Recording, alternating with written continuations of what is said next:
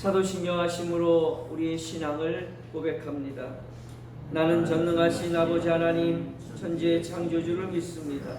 나는 그의 유일하신 아들 우리 주 예수 그리스도를 믿습니다.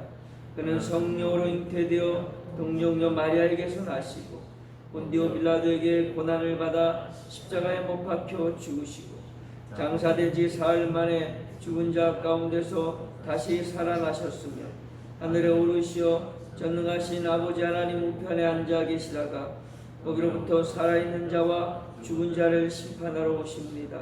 나는 성령을 믿으며 거룩한 공교회와 성도의 교제와 죄를 용서받는 것과 몸의 부활과 영생을 믿습니다. 아멘. 찬송가 200장 달고 오묘한 그 말씀, 찬송가 200장 함께 찬양하겠습니다. 시편 19편 1절부터 7절부터 14절까지 말씀을 교독하도록 하겠습니다. 여호와의 율법은 완전하여 영혼을 소성시키며 여호와의 증거는 확실하여 우둔한 자를 지혜롭게 하며 여호와의 교훈은 정직하여 마음을 기쁘게 하고 여호와의 계명을 순결하여 눈을 밝게 하시도다.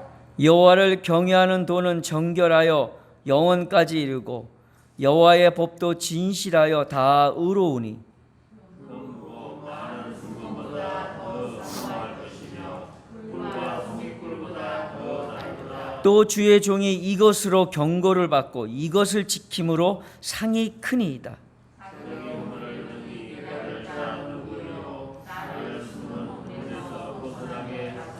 또 주의 종에게 고의로 죄를 짓지 말게 하사 그 죄가 나를 주장하지 못하게 하소서. 그리하면 내가 정직하여 큰 죄가에서 벗어나겠나이다. 나의 반석이시여 나의 구원이신 여호와여, 내 입의 말과 마음의 묵상이 주님 앞에 연락되기를 원하나이다. 아멘. 시편 19편은요 다윗의 시인데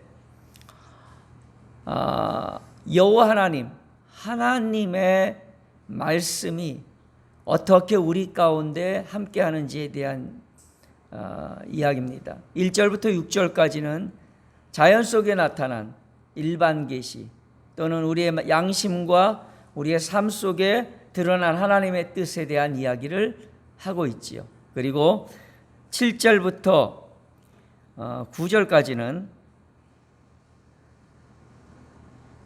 특별 계시, 성경, 우리가 알고 있는 이 성경에 대한 이야기를 6가지의 형태로 우리에게 이야기하며 그 유익을 말하고 있습니다.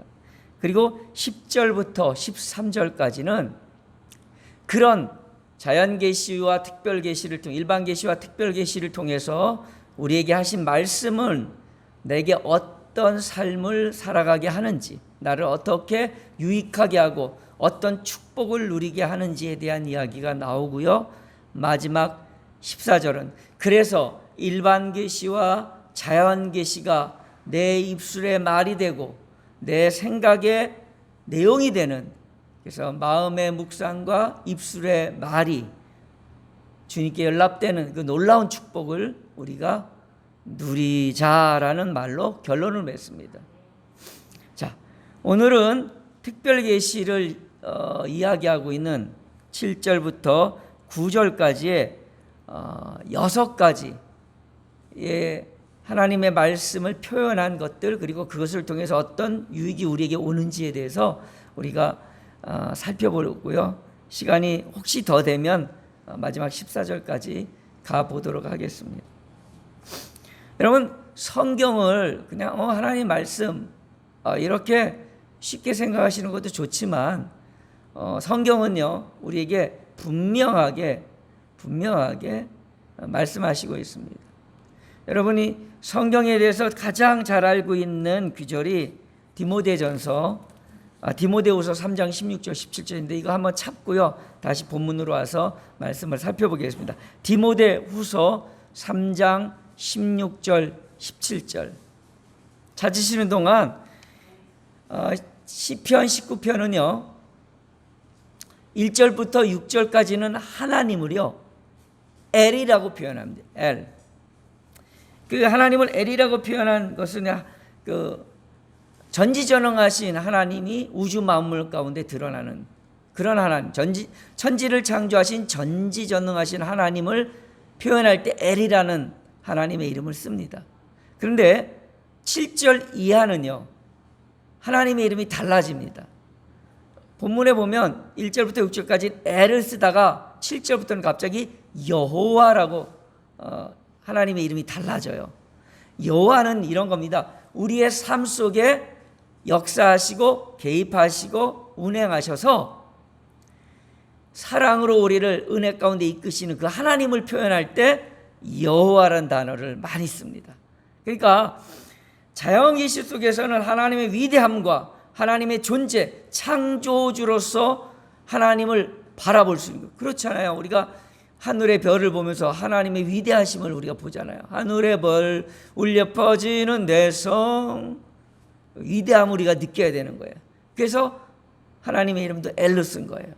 근데 뒤에 말씀, 특별 계시니 성경 말씀을 대할 때는 그런 위대한 하나님도 우리가 생각해야 되지만 나의 삶 속에 나를 주장하시는 여호와, 나의 삶을 이끌어 주시는 그분, 그래서 주신 말씀, 이렇게 하나님을 이해하고 가면 좋을 겁니다. 저자는 엘과 여호와로 구분해서 한 그 이유를 우리가 기억해야 됩니다. 자, 디모데후서 3장 16절 17절 함께 같이 두 절이니까 꼭 읽어보겠습니다. 시작. 모든 성경은 하나님의 감동으로 된 것으로 교훈과 책망과 바르게 함과 의로 교육하기에 유익하니 이는 하나님의 사람으로 온전하게 하며 모든 선한 일을 행할 능력을 갖추게 하려 함이라.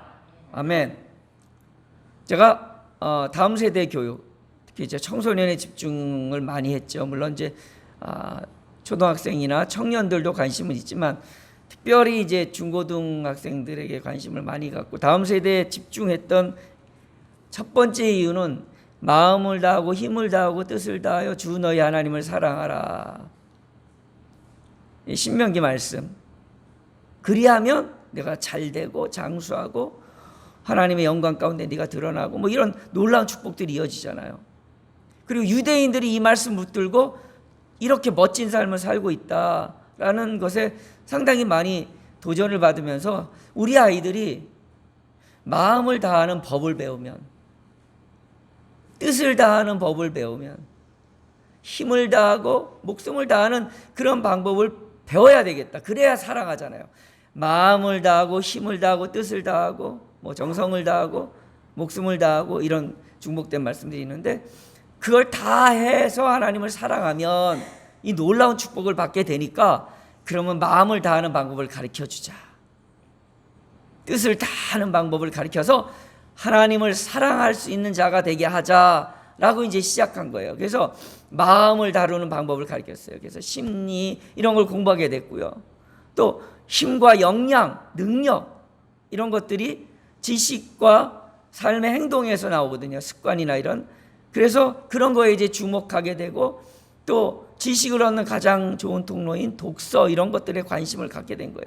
그러니까 원래 시작은 그런 신명기의 말씀처럼 그 말씀을 우리 아이들이 누리는 삶이 되게 하기 위해서 시작해서 그것을 이루게 하기 위한 다음을 다하게 하고 하는 그런 방법을 찾아 나섰던 거예요. 그리고 다양한 것들을 취했던 겁니다. 그런데 결정적으로 제가 물론 목회를 이제 담임 목사를 사임하고 이제 나는 일반 교회를 섬기는 목표보다는 이런 쪽으로 해야겠다라는 결정적인, 물론 여러 가지 요인이 있었지만 결정적인 요인을 했던 말씀이 오늘 디모데후서 3장 16절 17절이었어요. 하나님의 말씀으로 된, 감동으로 된 이 성경은요 4가지의 역할을 해요. 그리고 이 4가지 역할은 성경에서 말했기 때문이 아니라 세상의 관점으로 볼 때도 사람을 변화시키는 중요한 요소예요. 첫 번째는 교훈, 두 번째는 책망, 세 번째는 바르게 함, 네 번째는 의로 교육. 이거를 설명할 시간은 없으니까 넘어가는데 이 네 가지 꼭 기억하십시오. 여러분의 자녀를 가리키거나 내 자신을 온전케 할 때 하나님의 말씀은 나를 교훈합니다. 깨닫게 해주고요. 그 다음에 나를 책망해서 죄에서 돌이키게 만듭니다. 여러분, 내가 막 의지를 가지고 회개한다고 돌아오는 게 아니라 말씀이 나를 책망해서 말씀이 성령으로 내 안에 나를 깨닫게 해서 내가 돌아버려야 돼요. 정신과 이런 생각이 완전히 돌이켜져야 됩니다. 의지를 가지면 이렇게 됩니다. 의지를 가질 때는 뭔가 되는 것 같아요. 그런데요, 그 의지, 다른 말로 하면 은혜를 놓치면 언제 그랬느냐고 또 죄를 짓습니다. 그래서 맨날 우리가 의지 가졌다가 또 죄 졌다가 맨날 이러는 거예요. 그래서 의지는 너무 의지하지 마세요. 중요한 건 말씀이 나를 책망해서 죄를 돌이키게 하고, 오늘 본문의 말씀의 뒷부분에 나오잖아요. 13절, 또 주의 종에게 고의로 죄를 짓지 말게 하사. 이 고의가 뭐예요? 의지로 내가 붙들었다가 의지로 내가 죄를 짓는다는 얘기하고 똑같습니다. 그 죄가 나를 주장하지 못하게 하소서. 지금 10절 11절 13, 12절 13절까지는 뭐냐면 말씀이 내게 이런 축복을 주었다는 거예요. 죄가 나를 주장하지 못하게 합니다. 이게 축복이에요. 너무 많은 사람이 나는 왜 이 모양 이 꼴로 사냐고 얘기합니다. 너무 많은 우리 아이들이 사실은 나 그렇게 살고 싶지 않아요. 게으르고 싶지 않고요. 맨날 게임이나 하고 맨날 못된 짓이나 하고 거짓말하고 살고 싶지 않아요 라고 말합니다. 그런데 우리가 잘못 가르치고 있어요. 많은 교회가 프로그램과 자기개발과 정신적 어떤 결정과 의지, 물론 그것도 필요합니다. 그러나 성경은 분명히 말합니다. 오직 말씀만이 우리를 책망함으로 죄가 나를 주장하지 못하게 만듭니다. 여러분, 이 말씀 꼭 붙드시기 바랍니다. 말씀만이 죄가 나를 주장하지 못하게 만드는 능력이라는 사실을 기억하세요. 디모데후서 3장 16절 17절마다 끝냈는데, 한데 그 다음에 바르게 하는 삶, 그리고 의로 교육하기에 유익한데, 제가 그 다음 이 말씀에서 왜 우리 크리스찬들은 이게 안 될까? 이는 하나님의 사람으로 온전하게 한대요. 내가 진짜 온전할까? 목사인 내가 말씀을 전하고 말씀을 붙드는 자라고 일컫는 목사가, 설교 일주일에도 10번 이상 막 하고 있는 목사가 정말 온전할까? 그렇지 않은 것 같아요. 선을 행할 능력이 있는가? 그렇지 않은 것 같아요. 주저주저 하기도 일쑤고요. 어떤 거는 잘못 판단해 갖고 선을 행하기는커녕 오히려 다른 이유와 핑계를 댈 때도 많고, 성경은 하나님의 감동으로 된 것을, 이거는 나를 온전케 하고 내가 선을 행할 능력을 갖게 해준 되는데 뭐지 이러면서 시작한 거예요. 그런데 오늘 시편 19편에 이것에 대해서 좀 더 구체적으로 얘기합니다. 지금 시간이 몇 분 안 남았기 때문에 간략하게 정리합니다. 여기는 6가지로 지금 하나님의 말씀, 특별 계시인 성경을 이야기합니다. 첫 번째는 율법, 여호와의 율법. 율법은 나를 온전하게 하고 능력을 갖게 하는 여호와의 말씀인데, 율법이란 단어를 종교적, 사회적, 도덕적 생활과 행동에 관하여 하나님의 이름으로 규정된 규범. 그러니까 어떤 삶에 이렇게 살아라라는 규범들인 거예요. 이게 사전에서 나온 설명이에요. 제가 국어 사전을 찾아보니까 이렇게 나와요. 하나님이 우리에게 율법을 주신 이유는요, 로마서 3장 20절에 율법으로는 죄를 깨달음이니라. 로마서 7장 7절에는 율법으로 말미암지 않고는 내가 죄를 알지 못하였나니라고 말합니다. 그러니까 하나님이 우리에게 율법을 주신 이유는요, 사회 규범을 주신 이유는, 무엇을 하지 마라, 무엇을 해라라고 주신 이유는 내 죄를 깨닫게 하시기 위함인 거예요. 내 죄를 깨달아 나를 알게 하시는 거죠. 나를 교훈하는 거죠. 밤마다 주의 말씀이 나를 교훈하도다. 그 다음에 두 번째, 하나님이 율법을 주신 이유는요, 나의 나됨을 깨닫게 하는 겁니다. 나를 인정하는 거예요. 야고보서 2장 10절에는 누구든지 온 율법을 지키다 그 하나를 범하면 모두 범한 자가 된다. 죄인이다, 이 말입니다. 갈라디아서 2장 16절에는요, 쭉 여러분 그리스도 말미암아 내가 의롭게 된다, 율법의 행위로 말미암이 아니다라는 말씀, 잘 아는 말씀인데, 그리고 뒤에 뭐라면 율법의 행위로서는 의롭다 함을 얻을 육체가 없다. 그러니까 우리가 아무리 의롭게 살려고 해도 다 죄인이다, 이런 거예요. 나의 나됨을 알게 하는 거예요. 인간이 가장 큰 죄의 실수가 뭐냐면 인간이 하나님이 되려고 하는 거예요. 하나님 같아지려고 하는 것. 아담과 하와가 범했던. 그리고 인간이 끊임없이 삶 속에서 죄를 범하는 가장 근본적인 것은 인간이 인간됨을 모르기 때문에 그러는 거예요. 오늘도 죄를 범하는 가장 큰 문제는 자신의 자신됨을 모르기 때문입니다. 내가 죄를 범하고 있다라고 여긴다면 나의 나됨을 더 깊이 깨달으시기 바랍니다. 그게 내가 하나님 앞에 온전히 서는 길이에요. 근데 율법은 바로 나의 나됨을 깨닫게 하는 거예요.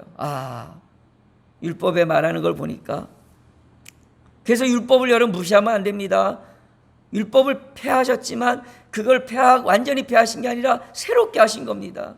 여러분, 율법이 우리는 필요 없다고 말하고 자유와 은혜면 된다라고 말하지만 지금 한국교회가 가장 필요한 건 다시 말씀을 붙드는 겁니다. 왜냐하면 그 말씀을 깊이 묵상하면 나의 삶이 어떻게 살아야 되는지 삶의 규범들을 알 수 있어요.